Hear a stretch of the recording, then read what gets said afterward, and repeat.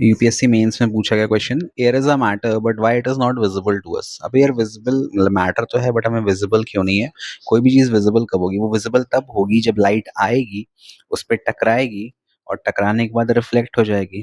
अब देखो लाइट की जो वेवलेंथ है वो विजिबल की बात कर रहा हूँ, वो होती है 400 से 700 नैनोमीटर अप्रॉक्स विजिबल, जो हमें दिखाई देती है। ऐसे तो कई सारी होती है इंफ्रा माइक्रो जो हमें दिखाई नहीं देती हैं।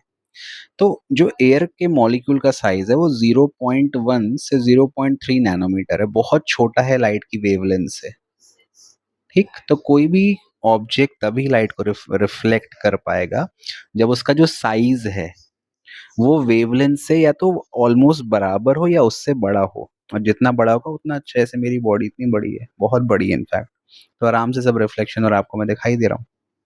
तो पहली चीज तो ये हो गई। दूसरी चीज, जो एयर के मॉलिक्यूल हैं they are very far apart, density बहुत कम होती है।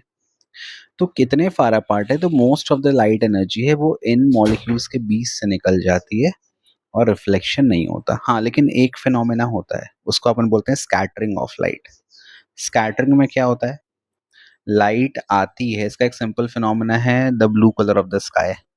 तो ये एयर के मॉलिक्यूल हैं, लाइट आती है, एक बार एब्जॉर्ब होती है, पहले लाइट एनर्जी को एब्जॉर्ब करते हैं और फिर इसी एनर्जी को based on the wavelength different direction में एमिट कर देते हैं। स्कैटर करना मतलब छितरा देना, छित्र बितर कर देना, फैला देना पूरा।